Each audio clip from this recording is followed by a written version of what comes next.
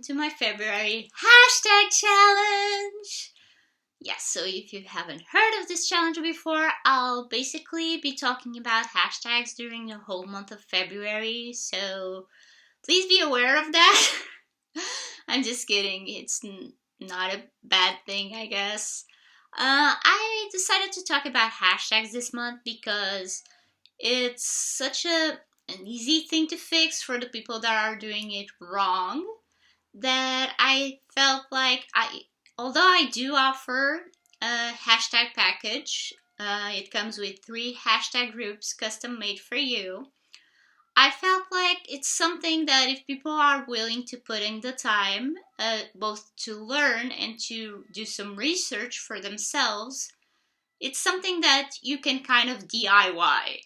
So that's why I'm doing this challenge. Now, this challenge won't be back-to-back days. It will actually be held once a week on Fridays during the month of February. So there will be 4 videos in total. The first 3 videos will be pre-recorded like this one right now. And they will be available on YouTube, on IGTV, and on my podcast as the audio version. So if you're watching this, say, on YouTube and you prefer to consume content via podcast form, I'll leave the link down below or in the show notes if you're watching this, hearing this on the podcast. So basically, I'll leave every other option linked wherever you can see links. And I'll also be leaving my website, of course, like I always do, and the link so you can grab the workbook for this challenge. I'll be sending out the workbook for each day on each day. So today you'll be receiving the workbook for today, and next week you'll receive on Friday the workbook for next week. And I decided to do this on Fridays, not just because I usually post videos on Fridays, but also because then you get the whole weekend, hopefully free or more available. For example, I do work weekends, but I do less work on weekends, so I know I would have more time. So hopefully you do too, and you can fill out the workbook for yourself. And yeah. What else? I should let you know what I'm going to be talking about during this challenge. So if you see me look to the side, that's where I have all my notes about this, because I really don't like to have a script, but if I don't have my notes, I'll either forget something or blabber on for forever, so excuse me while I look to the side. So, the first day today, we'll be talking about sort of an introduction to hashtags. What are they? How do you use them? What are they for? Because, I know this may be common sense, but there also may be people in the start of their social media journey, and I don't want to rule them out. So, if you think you know everything about hashtags, you can skip this one. But I'd still watch it because there's always something you can learn. And if you can't, just watch it to refresh your memory. And then next week, we'll be talking about why less is more when it comes to hashtags. Now, I don't want to spoil anything right now, but sort of the minimalism of hashtags. I don't know. Check out next week. I won't spoil it today. Then, 2 weeks from now, on day 3, or week 3, you can say, I'll be talking about how you can choose your hashtags for your personal account. Shouldn't be a personal account, should be a business account, but your own account. So you can fit your own business, your own content. And again, I won't spoil it too much. And, I didn't mention, the 4th week, the one that's not pre-recorded, will be held live. Now, the video will be live on YouTube and Instagram. And afterwards, I'll post that to the podcast. I'll post the audio to the podcast. So if you're choosing to consume this challenge on the podcast, just know that I'll still have it on the podcast just later. Water break. So, let's start with today's video. Sorry I want to make this in one take. I feel like it's more natural that way, and even though it's not live, I still want to do it this way. So let me know if it doesn't work for you or if you don't like it. I'll probably still have the 3 videos recorded already, but for next month I'll keep it in mind if you don't like it that way. But yeah, what are hashtags? So now, I should put a disclaimer here. I should have put it at first, but my content is targeted to Etsy sellers. Now, if you're not an Etsy seller, feel free to still take the challenge. I'm sure you can still learn something from it and apply it to your own business. But the examples I'll give you will be Etsy related, so just do that as you please. So, I'll compare hashtags. The only thing I thought of comparing them to would be the tags on Etsy. Now, if you're an Etsy seller, you know, and if you are not, tags on Etsy, they are sort of the keywords you put at the end. Like you can, if you have posted a video to YouTube, you can post tags as well. And I'm sure there's other places where you use tags.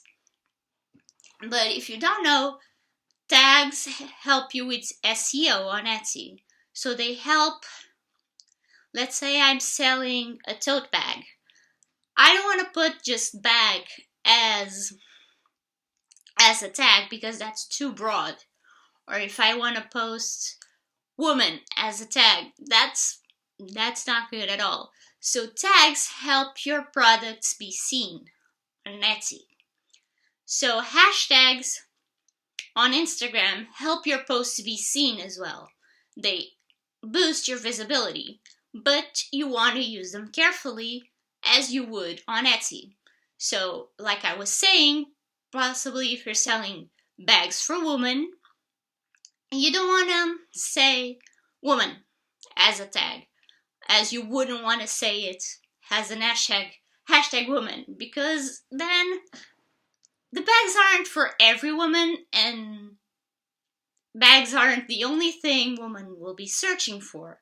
So what happens on Etsy when you use a tag that you aren't supposed to be using is that you get in front of more people, yeah, but you also have more competition. Because if everyone's using the tag woman, first of all, no one should be using the tag, but there will be more people using it. Does that make sense? Same on Instagram. The hashtags that are shorter usually have more people using it because they're short and they're easy to just hashtag love, hashtag woman, hashtag Etsy, for example. So, yeah, hashtags gain you more visibility, but you should still post hashtags carefully as you would with Etsy tags. So, they help you gain more visibility, yeah, but if you use them correctly, they'll be putting your posts in front of people with the same interest as you. So if you hashtag something related to cats, if your product is for cats, if you sell like cat beds or those cat shelves that are pretty cool, I've seen plenty of Etsy shops sell those. And I should get one for myself or for my cat. But again, I'm rambling. If you hashtag something related to that, it will be easier for you to be seen by a cat lover. Now, I wouldn't say put something as a cat lover, like hashtag cat lover, but I would say research smaller hashtags that are related to cat lovers. You know what I mean? So if you use a hashtag, let's say cat lover is a smaller hashtag. If you use hashtag cat lover, you'll put your post in front of those people that will be more likely to like your post. Now, again, use them thoughtfully. Think about the number of people. That's something I'll be talking about next week. But think about the number of people that are already using that hashtag. And again, don't just hashtag something for the heck of it. Like I said in the beginning, like, for example, Etsy will always be a good theme hashtag to put. So if you have a post about your Etsy item, it wouldn't be that wrong to tag it hashtag Etsy. But it wouldn't fit into that niche hashtag. So it would still be putting you in front of a larger audience, but with a big competition. So it wouldn't really help you. Now, if you are selling bags, hashtagging woman is a bit more broad and wouldn't necessarily get you in front of the right people. If you could rank for that hashtag. So, last thing for today, this is an introductory post again.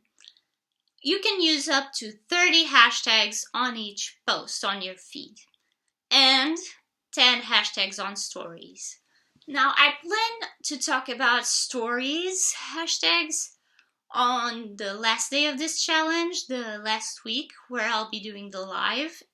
And also on that video, I'll be doing a Q&A, so if you leave any comments below, or if you DM me with any questions about hashtags, I may respond to you with a quick answer, but I'll be addressing it further on that live episode at the end of the month. Now, something I'll say about the number of hashtags. Now, you definitely don't want to post. I mean, you could. Don't get me wrong. But you shouldn't post something without any hashtags. What happens when you post something like, it's a spur of the moment thing. You took a picture. Again, I'll use the example. I took a picture of my cat. Oh, he's so cute. And I may post it with a description with either, I would post a cat emoji, and maybe, he's so cute. Now, if I leave it at that and post it, the only people who will see that post will be the people that are following me and that are active at the time that I post. Now, Instagram feed isn't chronologically anymore, but it sort of still is.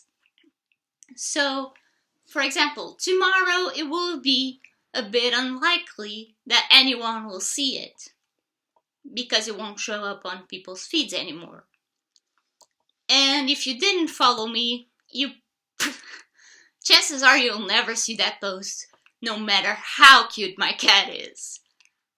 And if you use one hashtag, you're decreasing your chances of being seen, but you're still, that would be actually a good idea to test individual hashtags. Because Instagram doesn't tell you how each hashtag individually ranks, but they will tell you if you post without, you can test it out yourself if you have the time. You can post something without hashtags to see how your reach goes. And then you can post something or even the same thing the next day with hashtags and see how many people came from the hashtags.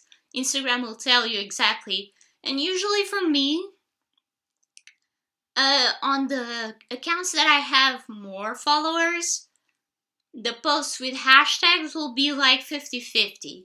Like half of them will come from hashtags and the half of them will be coming from the feed.